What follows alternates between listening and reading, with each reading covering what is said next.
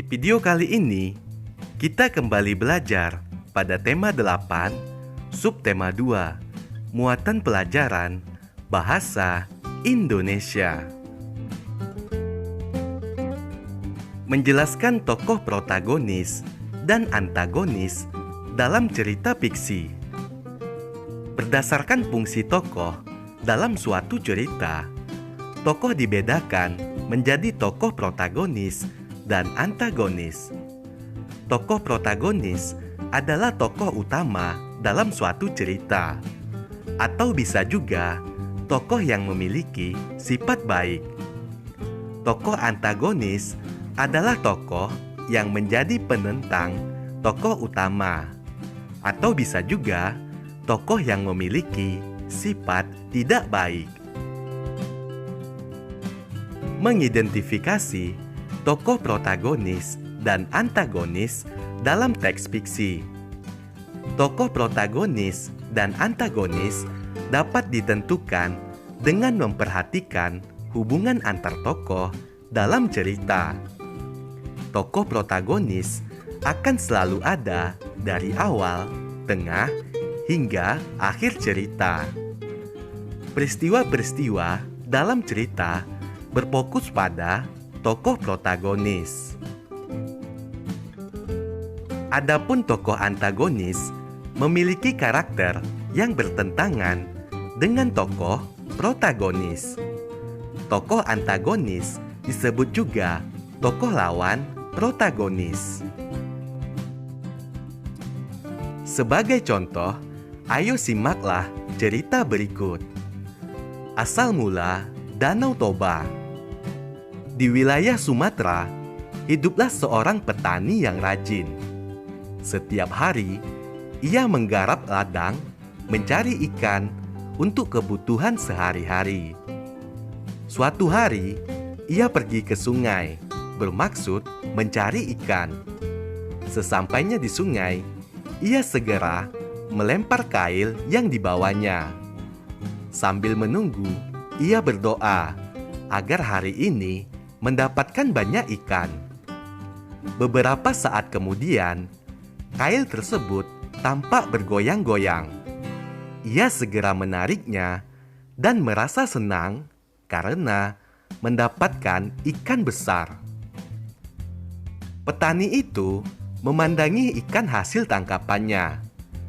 Betapa terkejutnya petani itu ketika mengetahui ikan tersebut dapat berbicara. Ikan itu memohon kepada petani untuk membiarkannya tetap hidup. Tanpa bertanya, ikan hasil tangkapannya ia kembalikan ke dalam air.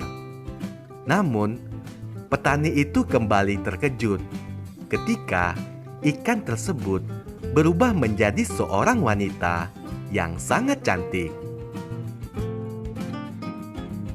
Ikan itu menjelaskan kepada petani bahwa ia adalah seorang putri yang dikutuk karena melanggar aturan kerajaan. Ia sangat berterima kasih kepada petani karena telah membebaskannya dari kutukan.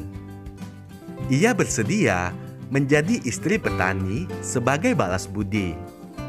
Petani itu menyetujui dan jadilah mereka sepasang suami istri. Mereka berjanji untuk tidak menceritakan asal-usul sang putri. Jika janji tersebut dilanggar, akan terjadi malapetaka. Beberapa waktu kemudian, mereka dikaruniai seorang bayi laki-laki yang tumbuh menjadi anak yang tampan dan kuat.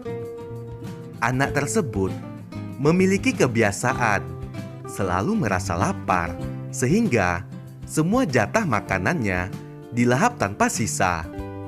Suatu hari, ia mendapat tugas menghantar makanan untuk ayahnya ke sawah. Sebelum sampai di tempat ayahnya bekerja, semua makanan tersebut dilahap habis olehnya hingga ia tertidur di gubuk. Sambil menahan lapar, petani itu pulang ke rumah. Dalam perjalanan pulang, ia melihat anaknya tidur di gubuk dan segera membangunkannya. Setelah anaknya terbangun, petani itu segera menanyakan makanannya. Anak itu mengatakan bahwa makanannya sudah habis ia makan. Mendengar jawaban anaknya, petani itu marah dan menyebut si anak sebagai anak ikan. Tanpa sadar, petani tersebut telah melanggar janji dengan istrinya. Seketika itu, anak dan istrinya lenyap. Dari bekas injakan kaki petani, menyemburlah air yang sangat deras dan meluap tinggi, membentuk sebuah danau. Danau itu hingga kini dikenal dengan nama Danau Toba. Kita sudah menyimak cerita asal mula Danau Toba. Sekarang kita dapat menentukan tokoh protagonis dan antagonis dalam cerita tersebut. Tokoh protagonis dalam cerita tersebut yaitu Putri Ikan. Sedangkan tokoh antagonisnya yaitu petani dan anak petani.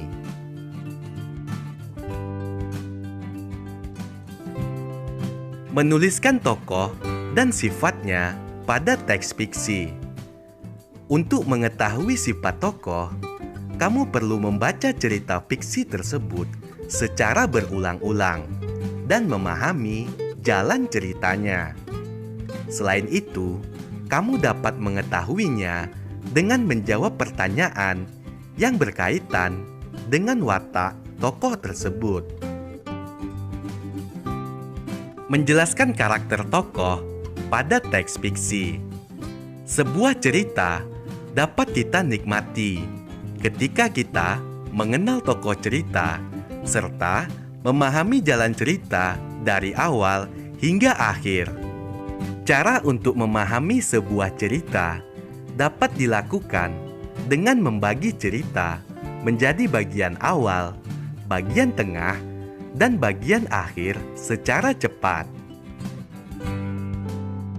Lalu, kita harus mencari kalimat atau kata kunci dari cerita tersebut. Apabila sudah menemukan kalimat atau kata kunci, maka kita akan lebih mudah menyimpulkan isi cerita. Cerita dengan tokoh tunggal lebih mudah dipahami isinya karena kita hanya fokus pada jalannya cerita tanpa harus mengingat banyak tokoh. Menyebutkan tokoh protagonis dan antagonis dalam teks fiksi. Setiap cerita memiliki alur, latar, dan tokoh yang berbeda-beda. Ketiga hal tersebut membuat cerita menjadi enak dibaca. Alur cerita memengaruhi panjang pendeknya sebuah cerita. Latar menggambarkan lokasi dan waktu cerita tersebut. Sementara itu, kamu juga dapat mengetahui sifat para tokoh melalui kalimat-kalimat dalam cerita tersebut. Selain cerita fiksi, cerita rakyat juga memiliki tokoh. Cerita rakyat biasanya disebut legenda. Tokoh dalam cerita rakyat terdiri dari tokoh antagonis dan tokoh protagonis. Kamu dapat mengetahui nama dan sifat para tokoh setelah membaca cerita dengan saksama. Sebagai latihan, ayo kamu sebutkan manakah yang merupakan tokoh protagonis dan tokoh antagonis dari cuplikan cerita berikut.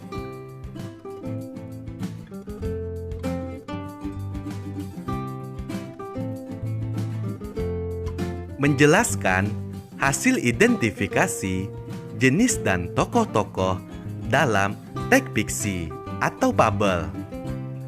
Fabel merupakan cerita fiksi yang tokoh utamanya adalah hewan yang mampu berbicara dan bertingkah seperti manusia. Dalam fabel, sifat-sifat manusia digambarkan oleh sifat-sifat hewan tertentu. Fabel memiliki jalan cerita yang sama seperti kehidupan manusia. Beberapa hewan dipilih memiliki sifat tertentu. Misalnya, hewan kancil melambangkan kecerdikan. Serigala menggambarkan keserakahan. Burung elang menggambarkan kegagahan. Harimau menggambarkan kekuatan dan kesombongan. Sedangkan semut menggambarkan sikap bekerja sama.